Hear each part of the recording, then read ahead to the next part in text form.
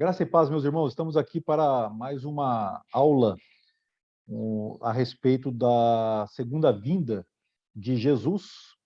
Dessa vez, nossa lição número 7. Ele vem para julgar. Ele vem para julgar. Jesus, quando vier, ele virá para julgar. Nós terminamos a última lição, a lição número 6, falando a respeito do tribunal de Cristo, lá em 2 Coríntios, capítulo 5, versículo 10. Estávamos falando sobre a ressurreição, e aí, então, Paulo, em todo o seu ensino, quando ele está ensinando as igrejas, principalmente nós temos lido, nesses últimos dias, as cartas de Paulo aos Coríntios, no caso aqui a segunda carta, e também as cartas de Paulo aos Tessalonicenses, que nos fala muito a respeito da vinda de Jesus. Estávamos falando da ressurreição. Então, quando Paulo fala da ressurreição, ele fala que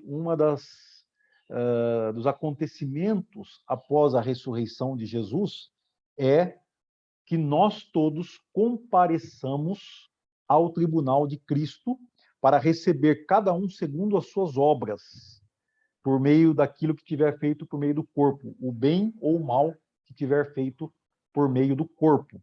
Então, é sobre esse tribunal que nós começamos a falar, e depois sobre o juízo final.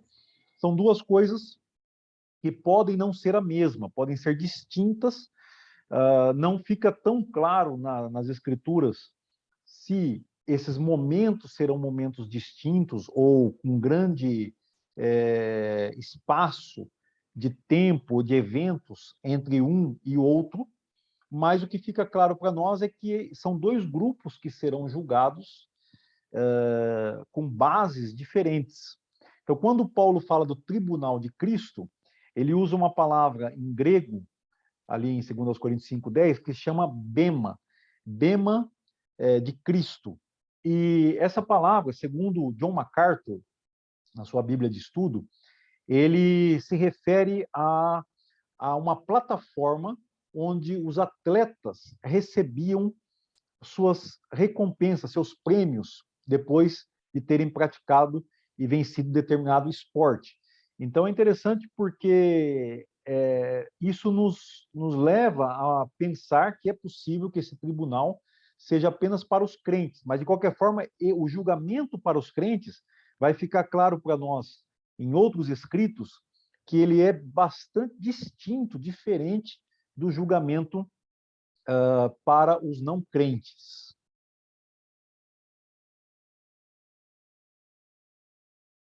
Então, nessa lição, nós estamos vendo, ele vem para julgar. Ele vem para julgar, lição número 7. E a gente começa com a pergunta, né? Qual é a diferença da natureza que existe entre um cachorro e um gato? Bem interessante isso, né? Porque os animais têm naturezas diferentes. E Jesus usa, em um relato que ele faz a respeito do juízo final, ele usa a figura de um cabrito ou de um bode e de ovelhas. Então, bodes e ovelhas.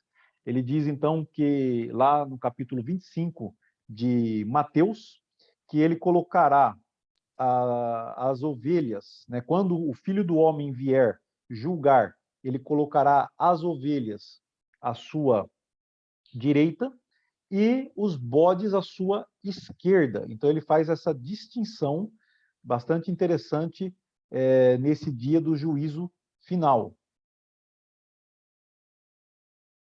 Então, o texto está em Mateus capítulo 25, no verso 31 em diante, ele diz assim: quando vier o Filho do Homem na sua majestade e todos os anjos com ele, então se assentará no trono da sua glória, e todas as nações serão reunidas na sua presença, e ele separará uns dos outros, como o pastor separa os cabritos das ovelhas, ou separa dos cabritos as ovelhas, e porá as ovelhas à sua direita, mas os cabritos à sua esquerda. Então dirá o rei, referência aqui ao reino de Deus, e Jesus vem para reinar, que nós já vimos numa das lições passadas.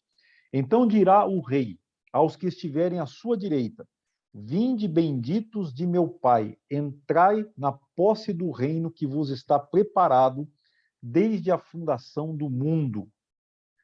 Então, nós temos aqui essa representação, né, de Jesus com as ovelhas e os bodes. Você sabe a diferença entre um cabrito e uma ovelha quando você vê?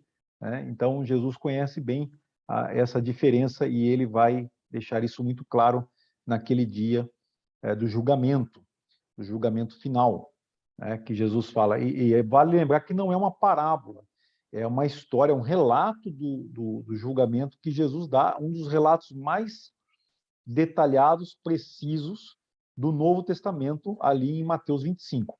Agora, vamos pegar uma parábola que também fala a respeito desse dia. E aqui nós vamos ver, então, esses dois grupos que serão julgados diante de Deus numa mesma parábola. Nós temos os dois grupos de pessoas. Então, na parábola aqui das 10 minas, em Lucas 19, do 11 ao 27, nós temos Jesus dizendo, então, que ele chamou 10 dos seus servos e lhes deu minas. Então, aqui, o versículo anterior fala a respeito de um rei que ele viaja ao estrangeiro, né, um país estrangeiro, para tomar posse do seu reinado. E antes de viajar, ele então chama os seus servos, e 10 dos seus servos, e lhes dá minas, né, que são valores financeiros, né, para que eles trabalhem com esses valores. E disse ele: façam esse dinheiro render até a minha volta. Né? Agora, esse é um grupo, servos. Depois, no verso 14, ele introduz um outro grupo de pessoas que são os súditos. Esses súditos odiavam o rei que ia tomar posse, e por isso enviaram uma delegação para lhe dizer: não queremos que este homem seja o nosso rei. Interessante isso. Então, nós temos aqui esses dois grupos de pessoas. Então, nós temos aqui essa imagem, né, do juízo final. Aqui eu estou compartilhando com vocês também uma imagem pintada pelo Michelangelo na Capela Sistina, onde ele retrata o juízo final, e justamente, né, aqui, baseado no texto de Mateus 25, você tem Jesus aqui no centro, né? É uma imagem, podemos dizer, cristocêntrica, porque Cristo está no centro, é a pessoa central do julgamento. E você tem aqui à sua direita, né, as pessoas que vão sendo salvas, e você tem aqui à sua esquerda as pessoas que estão sendo condenadas ao inferno. Uma outra imagem é a do Father Luke Dingman, um padre ortodoxo. Recentemente ele pintou essa iconografia, é mais interessante, mais tradicional, vamos assim dizer, do que a própria do Michelangelo, do século XVI. E ele aqui tem, então tem aqui também a Jesus no centro, né, julgando, e aqueles que são salvos à sua esquerda, à sua direita, e aqui o inferno e o lago de fogo, né, com o dragão aqui, todas essas imagens, a besta e tudo mais, do seu lado esquerdo, a condenação eterna. Né? Então, na continuação da parábola das 10 minas, quando esse rei, então, ele toma posse do seu reino e ele volta, então, para reinar. E, então, claramente está falando da volta de Jesus, né, como nós temos visto aqui ao longo dessa série. Então, um dos seus servos não trabalha bem a mina. Então, aqui começa a nossa lição mais a fundo. Então, o tribunal de Cristo, onde os crentes serão julgados. Nessa parábola, os crentes são os servos. Eles não serviram bem, eles fizeram mal o seu trabalho, não investiram seus dons na obra de Deus, não foram servos de fato, né? E aqui, então, é um acerto de contas. Então, é o que Paulo está falando em 2 Coríntios 5:10, como nós mencionamos. o tribunal de Cristo, onde cada um vai acertar as contas daquilo que fez. Nós vamos ver agora, daqui a pouco, um outro texto de Paulo, na primeira carta aos Coríntios. Mas, então, esse servo, ele é reprovado pelo seu senhor, mas não diz que ele é condenado na parábola, né? Diz que ele tomem dele a sua mina e deem ao outro que tem 10, né? E no verso 25 e 26, até o 27, vem a condenação, né? Não, perdão. No verso 27, vem a condenação dos inimigos, que no início da parábola dizia que eles eram os súditos que odiavam o rei e que não queriam que ele reinasse sobre eles. Então, no verso 27, aqui no final da parábola, você vê: e aqueles inimigos meus que não queriam que eu reinasse sobre eles, tragam-nos aqui e matem-nos na minha frente. Então, aqui nós vemos essa condenação. Então, faz um paralelo aqui dessa parábola em Lucas 19 com a parábola, com o relato de Jesus em Mateus 25. Então, você tem servos na parábola, você tem as ovelhas do lado direito de Jesus no relato. E você tem aqui os inimigos, que inicialmente são chamados de súditos, eles são os bodes do lado esquerdo de Jesus.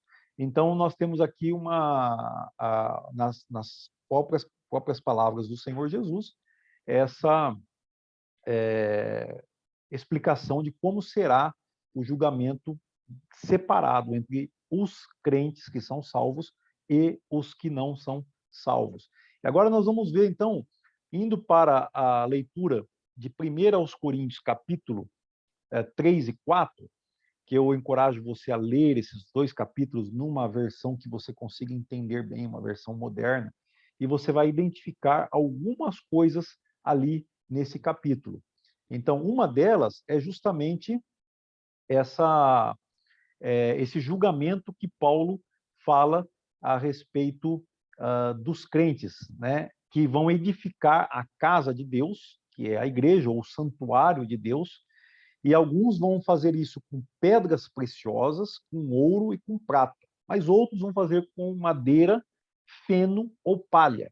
E quando, então, chegar o dia do tribunal de Cristo, haverá essa obra dos crentes, né? Essa prestação de contas daquilo que fez por meio do corpo, será julgada pelo fogo, né? O fogo sempre é figura o símbolo de julgamento.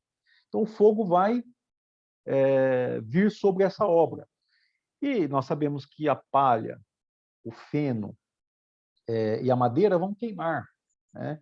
Enquanto que a pedra preciosa, o ouro e a prata permanecerão.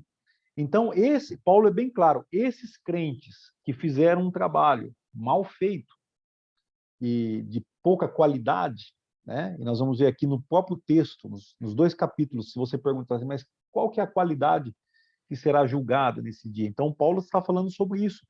É interessante ver a teologia de Paulo no contexto que ele está escrevendo aos Coríntios, porque haviam apóstolos que não reconheciam Paulo como autoridade. Havia também divisão na igreja entre aqueles que preferiam Paulo e outros preferiam Apolo, e outros ainda Cefas, que é Pedro.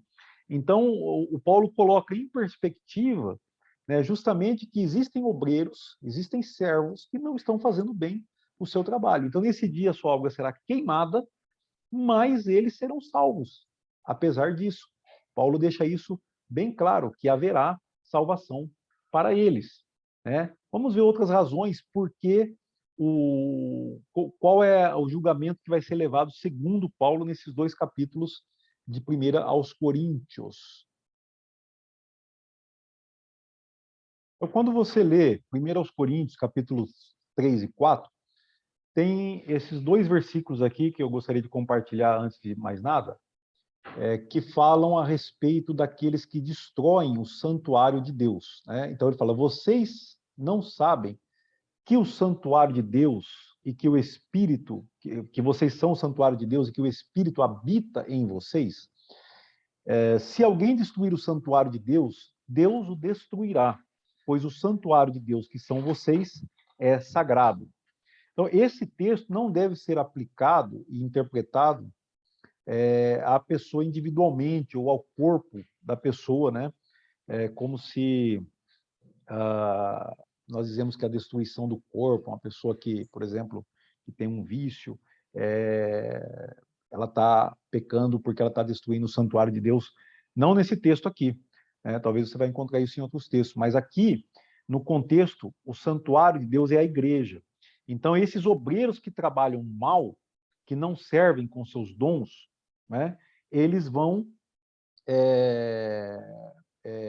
também estão vendo que não estão edificando bem. E aqui é claro que a destruição não se trata desses obreiros, mas daqueles que estão perseguindo a igreja.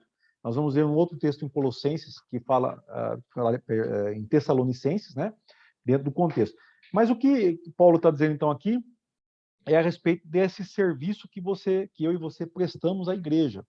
Aí cabe uma pergunta aqui, né? Como você tem servido a Deus com os seus dons, né? O trabalho que você tem feito para o Senhor, com os seus dons, os talentos que Deus te deu, são de que qualidade, né? Você tem feito eles bem feito? Outra coisa, então, outros critérios que nós vamos ver aqui que Paulo fala nesses 2 capítulos, né? Nós já falamos aqui, fazê-lo bem feito, você vai encontrar isso dos versos 10 a 15. Depois Paulo fala do orgulho e da humildade, né? Que muitos obreiros eles se orgulhavam, né? De estarem ali por serem algo importante, né? Mas Paulo ele fala assim que ninguém se engane. Se alguém dentre vós se tem por sábio desse século, faça-se astuto, né? Porque a sabedoria desse mundo é loucura diante de Deus. Então, nós temos que fazer o trabalho do Senhor com humildade, porque o Senhor conhece o pensamento dos sábios, que são pensamentos vãos, né? E ele vai terminar dizendo, né, portanto, ninguém se glorie nos homens, porque tudo é vosso. Então, essa divisão que tinha na igreja, não era tudo resultado do orgulho. Então, hoje não é diferente, né? Se a igreja se divide muitas vezes, é resultado do orgulho espiritual de algumas pessoas, né? Que causam divisão na igreja, que querem aparecer, que querem ser alguma coisa. Então, Paulo está mostrando aqui que isso daí vai prejudicar no juízo, né? No julgamento, perdão, no tribunal de Cristo, vai prejudicar a sua recompensa, o seu galardão, né? Até vou reforçar isso, né? Porque no tribunal de Cristo, como nós estamos vendo, o julgamento não é para que, porque se você vai ser salvo ou deixar de ser salvo. Mas qual é a vergonha, né? Ou a falta de honra e de glória que nós podemos dar a Deus, porque nós fomos orgulhosos e dividimos a igreja e causamos mal à igreja, mesmo que a gente seja salvo. Né? Mas olha que vergonha, poderia ser muito melhor se nós, então, voluntariamente nos dedicamos ao Senhor de uma maneira íntegra e humilde. E também ele vai falar sobre fidelidade, né? Aí nos versos 4, no capítulo 4, versos 1 e 2, ele fala sobre essa fidelidade. Então, mesmo que seja debaixo de perseguição, tentações, né? Por que eu tenho que resistir à tentação? Por que eu tenho que ter renunciar a certos prazeres? Por que eu tenho que renunciar a certas vantagens? Tudo isso para que eu seja encontrado fiel, como um fiel ministro e despenseiro no ministério de Deus. E também, Paulo fala do dia do Senhor, né? Como eu estou dizendo aqui, todo o contexto dos 2 capítulos, com a consciência pura e motivação correta. Então, qual que é a nossa motivação? É isso que vai ser julgado nesse dia, né? Os crentes, ou seja, eu sou crente agora, eu tenho meu nome escrito no livro da vida, eu estou salvo, não passarei por nenhum julgamento, nenhum tipo de tribunal. Não, não é a verdade. Os textos estão mostrando que sim, que a minha consciência será julgada, a minha motivação será julgada, se aquilo que eu fiz foi, né, com uma consciência pura, Se eu, por isso que Paulo fala assim, não é, eu não faço para que o homem me aprove, mas o verso 4, por exemplo, né, eu estou dando aqui o versos 3 a 5, né? O verso 4, por exemplo, né? Todavia, o verso 3, perdão, todavia a mim muito pouco se me dá de ser julgado por vós ou por tribunal humano, né? Nem eu tampouco julgo a mim mesmo, porque de nada me argui a consciência, contudo, nem por isso me dou por justificado, pois quem me julga é o Senhor. Lembrando que a nossa consciência ela pode ser manipulada, ela pode ser por nós mesmos, né?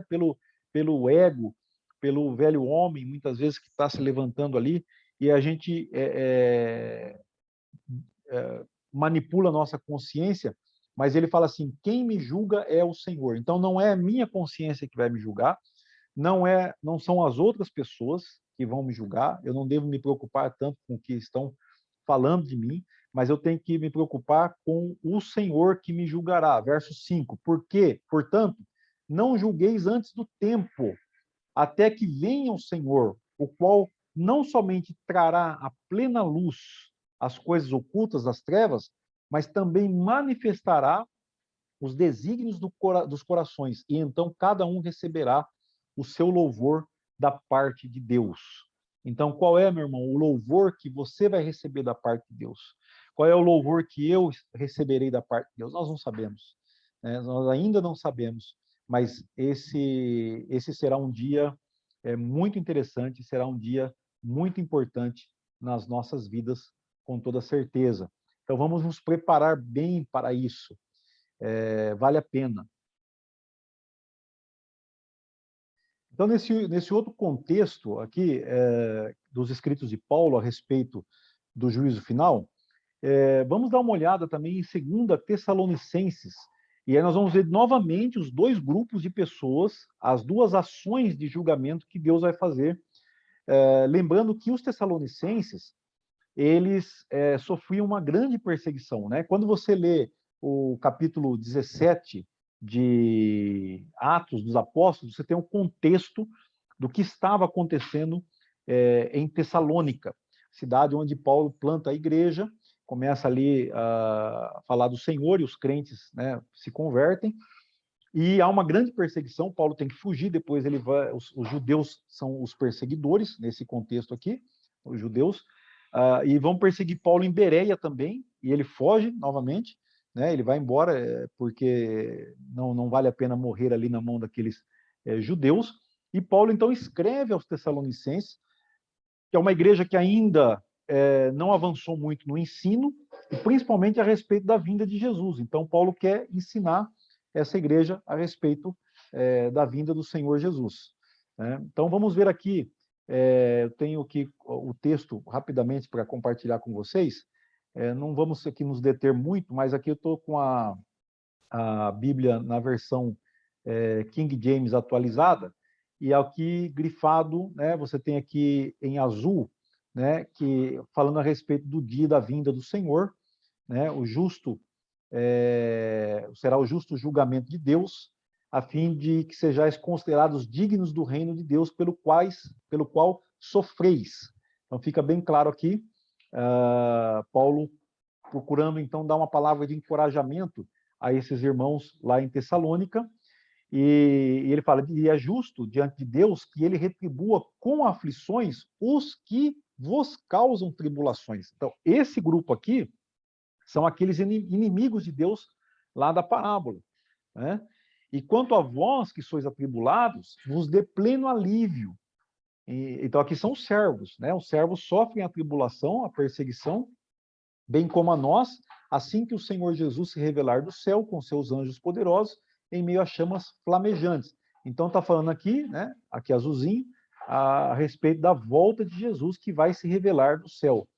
De novo aqui em vermelho, né, em laranja, ele punirá os que não conhecem a Deus e que não são submissos ao evangelho de nosso Senhor. Quem são essas pessoas que serão então castigadas, né? Nós estamos vendo aqui o pessoal lá de Tessalônica, mas trazendo para os nossos dias, são esses que não obedecem a Deus, não obedecem o Evangelho, não conhecem a Deus e não obedecem o Evangelho. Amarelo aqui, ó, eles sofrerão a pena de destruição eterna, separação permanente da presença do Senhor e da majestade do seu poder. Então, lembram, Paulo também disse aos Coríntios que Deus destruirá os que destroem o seu santuário, o santuário de Deus, que são vocês, a igreja. Ele está dizendo lá aos Coríntios 3,16. Este evento se dará no dia, que azulzinho novamente, olha, no dia em que ele vier para ser glorificado nos seus santos e exaltado em todos os que tiverem crido. Lembram também da descrição que Jesus fala da sua volta, que ele voltará, né, em glória, né, glorificado, com os seus santos, com os que tiverem crido, inclusive em todos os que crestes no testemunho. Então, nós temos aqui, é importante lembrar, né, esse contexto que nós temos tanto em Corinto, na igreja de Corinto, como também na igreja dos Tessalonicenses, esse contexto todo. Agora, nós vamos para Apocalipse para ver o que é que nós podemos ter, então, a respeito do juízo final em Apocalipse também. Então, depois de citar Jesus, 2 textos dos evangelhos, vimos aqui também Paulo, agora vamos ver um pouco de Apocalipse, lá em Apocalipse, no capítulo 20. Eu estou compartilhando para vocês aqui a minha tela, Apocalipse 20, do 11 ao 15, né, que é conhecido, né, alguns, a gente muitas vezes costuma se referir a esse julgamento como o grande trono branco, o grande trono branco, falando daquele que se assenta no trono, né, que é Deus, de cuja presença fugiram a terra, o céu, e não se achou lugar para eles, né? Vi também os mortos, né? Grandes e pequenos. Então, quem são as pessoas que são julgadas aqui? Né? Os grandes e pequenos. Como eles são julgados? Segundo as suas obras. Né? E aqui fala da condenação, porque a ressurreição dos mortos para o julgamento eterno, né? Para o julgamento final, eles serão julgados um por um, né? Segundo as suas obras. E aí, então, ele fala também dos livros, né, que serão abertos, e que a morte e o inferno serão lançados no lago de fogo, que esta é a segunda morte, o lago de fogo. Então, aqui no versículo 15, conclui toda a ideia dizendo o quê? Se alguém não foi achado inscrito no livro da vida, esse foi lançado para dentro do lago de fogo. Então, quer dizer, vão ser reveladas todas as obras más que os homens fizeram e vão ser julgados, né? Nós não temos aqui detalhes de como nós vimos para os santos, da diferença de galardões, de recompensas, mas nós temos aqui que serão julgados segundo as suas obras. Então, haverá uma punição de acordo com as suas obras, mas todos eles serão lançados no lago de fogo. Então, em Apocalipse, fica um pouco... nós não vemos, então, exatamente aonde há o tribunal de Cristo num momento separado a esse. Por isso que o capítulo 20 de Apocalipse, você tem o capítulo 19 e 20, que são as profecias futuras da volta de Jesus, e aí você tem a primeira ressurreição dos santos. E então pode ser que ali esteja o julgamento, mas não tem um relato desse julgamento separado. Mas aqui tem o julgamento final. E nesse julgamento final, dá a entender aqui que todos estarão presentes. Então, por isso que eu disse no começo, a Bíblia não deixa claro se haverá dois momentos diferentes, porque lendo esse texto aqui de Apocalipse, nós não vemos essa diferença. Aqui está dizendo que todos serão julgados, e o livro da vida estará lá, né? E o livro da vida servirá, então, para separar as ovelhas dos bodes, ou seja, as ovelhas têm um nome escrito no livro da vida, os bodes não têm. Então, essa que é a grande questão, tá certo? Então, aqui nós vamos ver também uma comparação com Daniel no capítulo 7, que eu já tenho aqui na tela para compartilhar com você, no Daniel capítulo 7, uma comparação, né? Então, aqui, se você ler o capítulo 7 de Daniel e ler Apocalipse 19 e 20, né? Como eu falei, esses dois capítulos estão ali num momento acontecendo as últimas coisas, antes da nova Jerusalém, antes do novo céus e nova terra. Inclusive, nós vimos aqui que justamente no texto final, quando você está lendo, né, no finalzinho do capítulo 20 de Apocalipse, você tem aquela expressão que eu vi o grande trono branco, aquele que se assenta no trono, e os céus e a terra fugiram porque não foram achados lugares para eles, os céus e a terra. Então, justamente aí tem o julgamento final, e logo em seguida João diz, então, vi novos céus e nova terra, né? Porque o primeiro céus e a primeira terra passaram e o mar já não existe. Isso está lá no capítulo 21. Então, é interessante que há um paralelo, né, aqui muito forte, né, quando João escreve a visão que ele tem, também com a visão que Deus deu a Daniel, né, lá muitos séculos antes de Cristo, né? Mostrou que Deus, o ancião de dias, né, está em Daniel e está em Apocalipse. O tribunal, né, que nós acabamos de ler aqui em Apocalipse, lá em Daniel você vai encontrar também nos versos 10 e 26. A besta que foi morta e queimada, você encontra em Daniel 7:11 e em Apocalipse 19 e 20. Nós não lemos esse texto, mas é só você voltar um pouquinho. Na sua Bíblia você vai ver a morte da besta.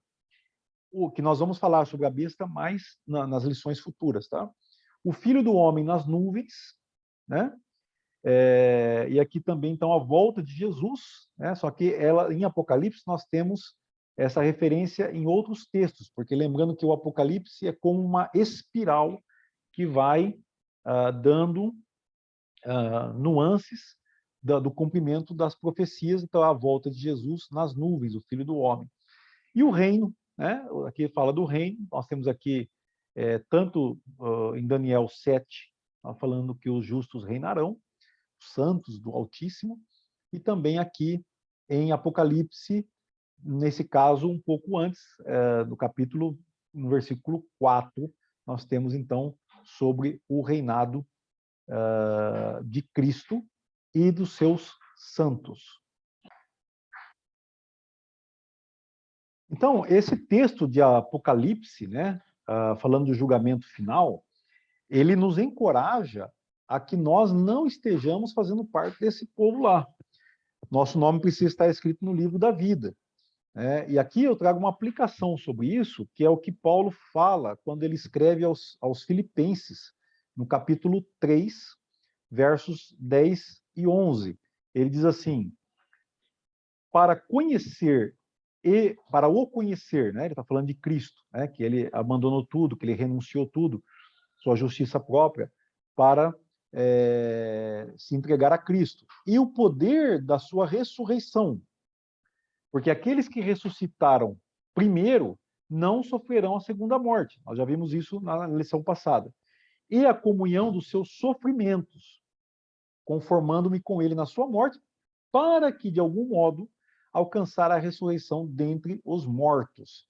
Então, é interessante porque é como se Paulo ele não tivesse tanta segurança aqui de que ele participaria. Ou seja, você é crente, eu sou crente, nós temos que manter a nossa perseverança, manter a nossa fidelidade ao Senhor para poder fazer parte. Então, é um encorajamento em duas mãos, né? Não quero estar com aqueles que serão julgados e condenados, né?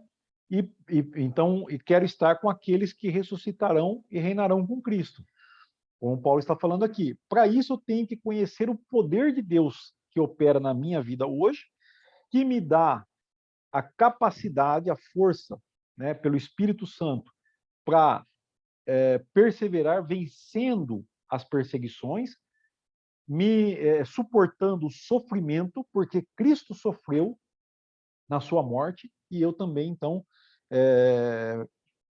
passo por sofrimentos aqui nessa vida, nesse mundo, até que eu possa participar da ressurreição com o Senhor Jesus Cristo. Então, esse encorajamento, né, ele vem em mão dupla, né? Então, fica aqui essa palavra de encorajamento para que a gente não se desanime, né? É isso que está aqui falando o texto. Então, meus irmãos, aqui a gente começa a partir, então, por finalmente, nós vamos voltar e vamos terminar o estudo lá naquele relato, como eu falei para vocês, um relato mais importante a respeito da vinda do nosso Senhor, do julgamento, né, que está lá em Mateus, no capítulo 25. Né? E falando ainda um pouco sobre essa diferença do julgamento dos crentes e dos não crentes, nós temos um texto muito interessante em Pedro também. Olha que esse estudo nós já, né, passamos por Paulo, por Mateus, Lucas, João em Apocalipse, e agora também em Pedro, quando ele diz assim: chegou a hora de começar o julgamento pela casa de Deus. E é interessante que ele não diz que vai chegar, ele já chegou, né? Lembrando que o reino já está aqui, então o julgamento já começou, né? E quais são os critérios, então, que serão julgados ali entre as ovelhas e os bodes? Jesus usa essa expressão aqui: pois tive fome e vocês me deram de comer, tive sede e me deram de beber, era estrangeiro e me convidaram para a sua casa, estava nu e me vestiram, estava doente e cuidaram de mim, estava na prisão e me visitaram. Então tem algumas coisas bem interessantes nesse relato que nos levam a surpresas, né? Segundo Juan Stam, ele fala de 4 surpresas baseadas nesse relato, né? Primeiro, a primeira surpresa: o juízo é resultado de obras e não explicitamente da fé ou da incredulidade de cada pessoa. Então, você não vai ver aqui nessa parábola Jesus fazendo referência à fé. Nós somos salvos pela graça por meio da fé. Isso não tem discussão. Mas nós temos que lembrar que a fé sem obras é morta. A Bíblia é muito clara sobre isso.